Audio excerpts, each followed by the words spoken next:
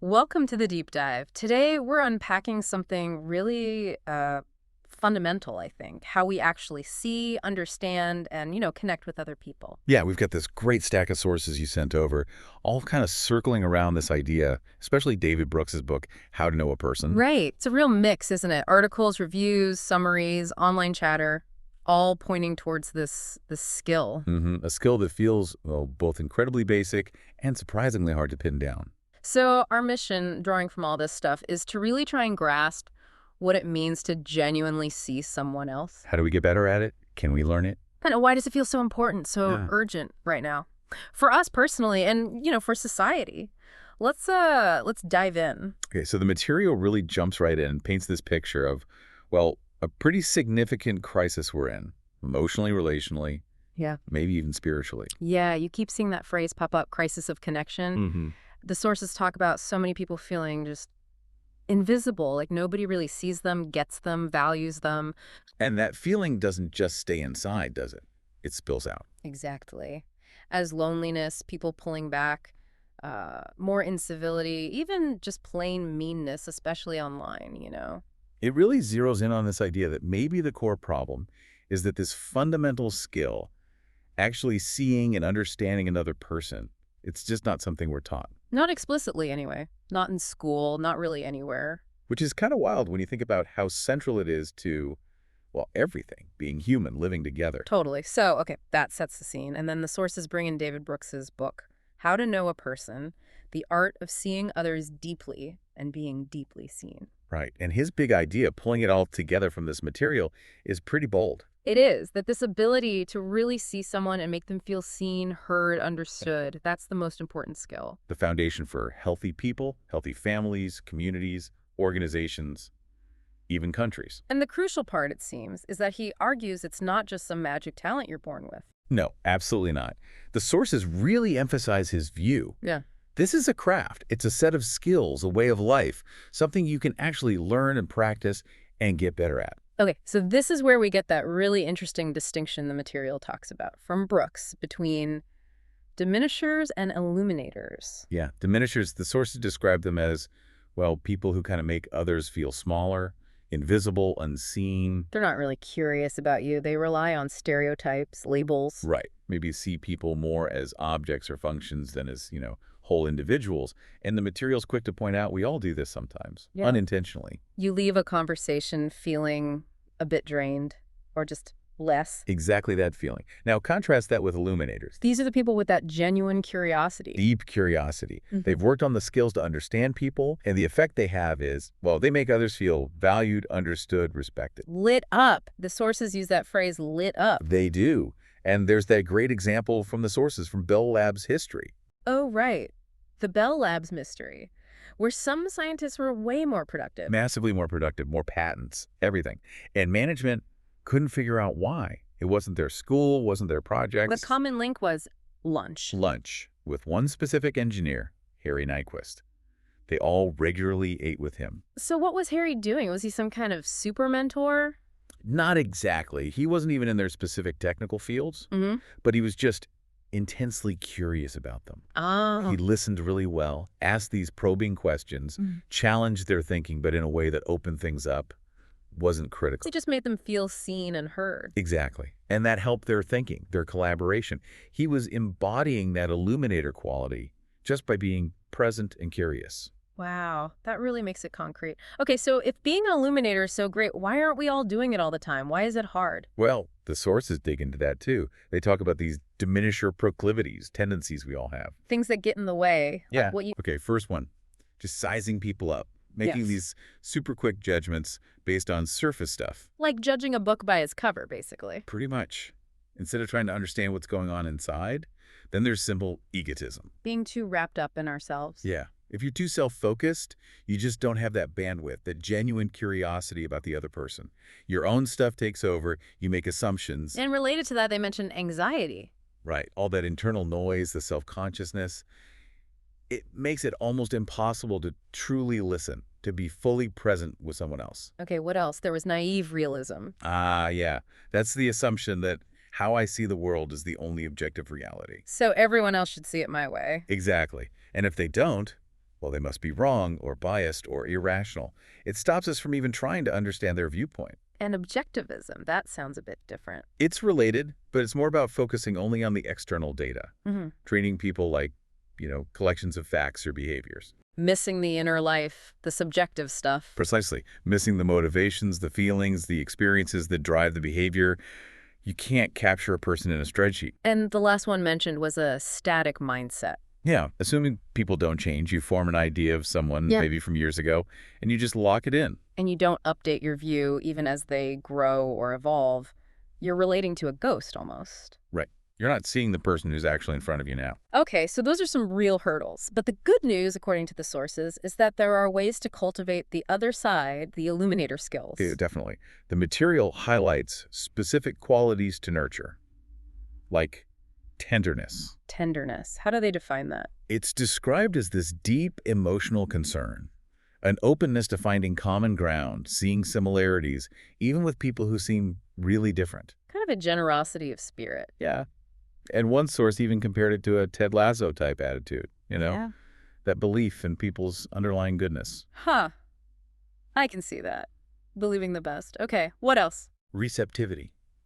Being able to quiet your own ego, your own defensiveness, so you can actually be open and attentive to someone else's perspective. And the big one seems to be active curiosity. Yes, not just passive noticing, but really wondering, what's it like to be them? What's their story, their background, their beliefs? And this isn't just about thinking, is it? The sources mention something deeper. Right, that the kind of knowing we're talking about isn't purely intellectual. It's described sometimes as a whole body experience, a knowing that comes from real presence, real connection. Interesting. We also need generosity. Approaching people with that generous spirit, yeah. Trying to understand them in the best possible light, giving them the benefit of the doubt. Even when it's difficult or you disagree. Especially then, maybe. And finally, a holistic attitude. Seeing the whole picture. Trying to, yes. Resisting that urge to simplify, to label. Acknowledging that people are complex, full of contradictions, nuances. Seeing the whole person, not just a single facet. The sources also bring up this idea of accompaniment. What's that about? It's less about intense effort and more about simple presence. Just being consciously present with people in the flow of everyday life. Not trying to fix them or have deep talks all the time. Exactly. It's a slower way of knowing, like how parents get to know a baby just by being there day in, day out. Understanding builds through shared time and space, often without much explicit effort. Okay, so a key tool for all of this, obviously, is conversation. But the sources say not just any conversation. Right. So much of our conversation can be kind of mediocre, can it? Superficial chat or maybe someone just lecturing. Bore bombs, as Brooks apparently calls them sometimes. Yeah. So the material contrasts that with conversations that truly eliminate. And it brings in this distinction between paradigmatic thinking and narrative thinking. Paradigmatic is like analytical, data system. Yeah, good for understanding groups, trends, abstract ideas. But narrative thinking is about understanding individuals, their stories, how their lives unfolded, what shaped them. And that's the key to really seeing the person. Absolutely. You need the story, not just the stats. And the sources give concrete tips, like changing the kinds of questions we ask. So instead of, say, what do you think about X? Which invites an opinion, maybe an argument. Right. Brooks suggests asking, how did you come to believe X? That completely changes it. That asks for a story. It invites personal history, the journey to the belief. Or, instead of just, what are your values, ask, tell me about the person who shaped your values the most. Again, opening the door to narrative, to connection. Exactly. It gets beyond the abstract. Other techniques mentioned, listening loud, what's that? Just means showing you're engaged. Using your body language, little vocal cues, to signal that you're really tracking with them, processing what they're saying. Being an active participant, even when silent. Right, and allowing pauses, not rushing to fill every silence, giving space for thought, for deeper reflection. And finding the disagreement under the disagreement. Yeah, when people are arguing, often the surface topic isn't the real issue. It's usually about underlying values, things they hold sacred that are in conflict. Trying to understand that level is key. That connects to the idea of affordances in conversation too, right? How the situation itself suggests how we should act. Yes, and the trap of just labeling someone irrational. Because often they're defending something deeply important to them. Exactly. Something they see as sacred, tied to their identity, their community, their core beliefs. If we just dismiss it as irrational, we miss the chance to understand why it's so important to them, even if we don't agree. It's clear the book and the sources discussing it pull from lots of different fields: psychology, neuroscience, philosophy. It's very interdisciplinary. Yeah. And the psychological angle is powerful. Just how much feeling seen impacts our actual well-being. And it also offers ideas on how to support people who are suffering, like with depression. Yeah, emphasizing that sometimes the best thing isn't advice, it's just presence. That accompaniment idea, again, just being there with them. They mention specific research, too, like Simon Baron-Cohen's work. On the empathy spectrum. Just reminding us that empathy isn't like an on-off switch. It varies. But importantly, it's something potentially malleable, something we can work on. And that fascinating perception research from Dennis Profit at UVA. Oh, the Hill study. That's such a great illustration. Remind us how that worked. Basically, they found that how steep people perceived a hill to be wasn't just about the actual angle of the slope. It depended on them. Yeah. If they were tired or wearing a heavy backpack, or even if they just listened to sad music, the hill looks steeper to them. Wow. So our internal state literally changes how we see the world. Exactly. How you perceive a challenge depends on what you feel capable of, your energy, your mood, your past experiences. And if that's true for seeing a physical hill? Imagine how much more true it is for perceiving another incredibly complex human being. Our own internal landscape profoundly shapes how we see others. Okay, so bringing this all together, this very personal skill of knowing others. The sources argue it has much bigger implications, right, for society. Definitely. The suggestion is that improving this skill isn't just nice for our personal lives.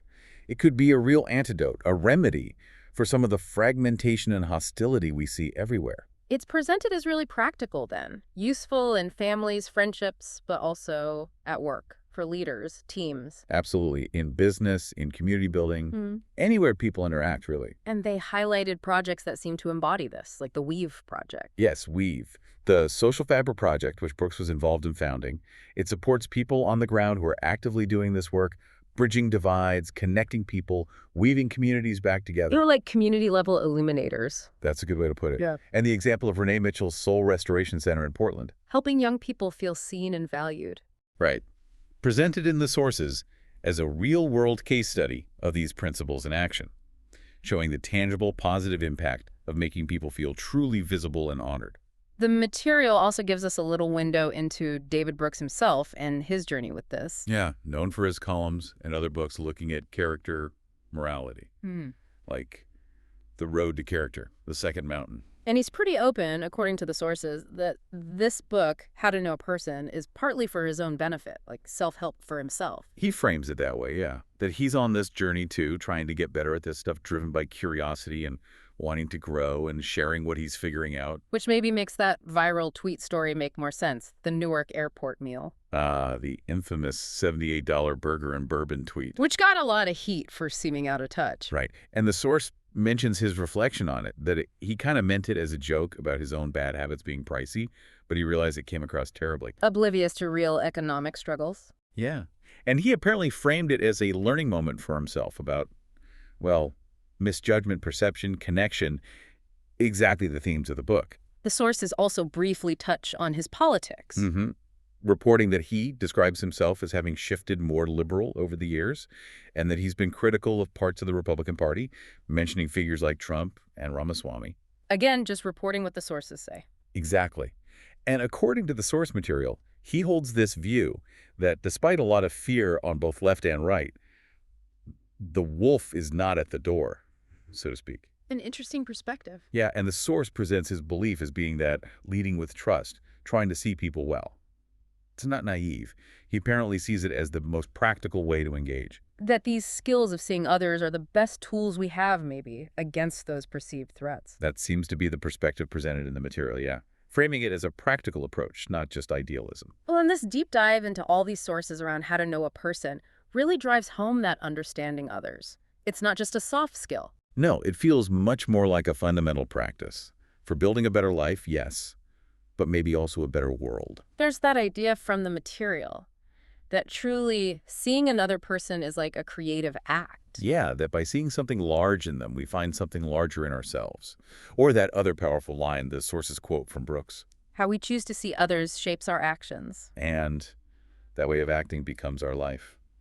Makes you Yes. think, doesn't it? It really does. Something important to carry with us. Thank you for joining us for this deep dive.